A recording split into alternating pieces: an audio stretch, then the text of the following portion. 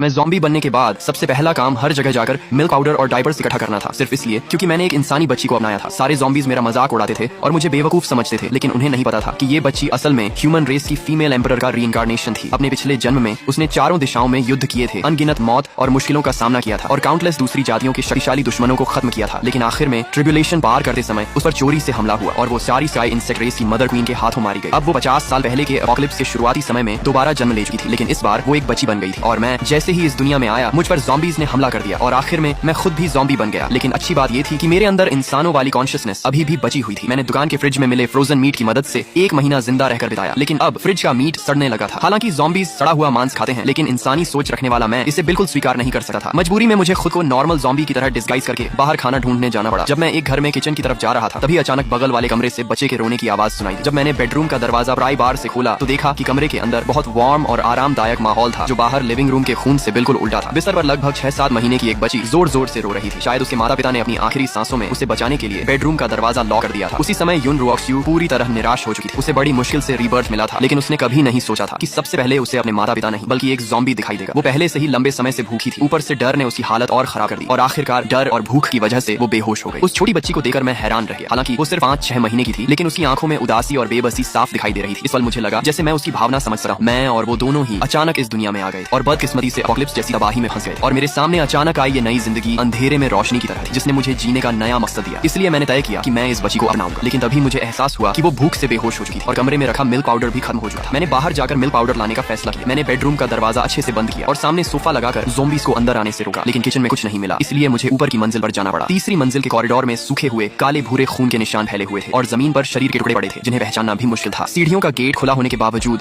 वहाँ सड़ांत भरी बदबू फैली हुई थी और कई अधूरे शरीर वाले ज़ॉम्बीज भी घूम रहे थे। लेकिन अब मुझे इन सब की आदत हो चुकी थी। मैं लगातार घरों की तलाशी लेता रहा, लेकिन कई किचन देखने के बाद भी मिल्क पाउडर नहीं मिला। सिर्फ थोड़ा सा फ्रेश मीट मिला, जो पूरी तरह सड़ा नहीं था। जब मैं 5वीं मंजिल के एक घर में पहुंचा तो वहाँ की महिला ज़ॉम्बी बन चुकी थी और अपने ही बच्चे को खा चुकी थी। अगर वो छोटी बच्ची बेडरूम में लॉक नहीं होती तो शायद उसका भी यही हाल होता। खुशकिस्मती से मुझे किचन में 2 अनओपन्ड मिल्क पाउडर के डिब्बे और 2 किलो फ्रेश मीट मिल गया। बेहोशी में युन रुओक्स्यू को दूध की खुशबू महसूस हुई और उसने इंस्टिंक्टिवली पीना शुरू कर दिया। एनर्जी मिलने के बाद उसने मुश्किल से आंखें खोली और देखा कि वो मरी नहीं थी, बल्कि एक ज़ॉम्बी किसी नैनी की तरह उसे स्पून से दूध पिला रहा था। अपने पिछले जन्म की यादों में ज़ॉम्बी सिर्फ खून के प्यासे मॉन्स्टर्स थे और उसने खुद भी कई ज़ॉम्बी बने साथियों को खत्म किया था। उसने सोचा शायद ये ज़ॉम्बी मुझे बड़ा करके खाना चाहता है। मुझे नहीं पता वो क्या सोच रही थी। मैं सिर्फ इतना जानता था कि उसे दोबारा आंखें खोलते देकर मैं राहत महसूस कर रहा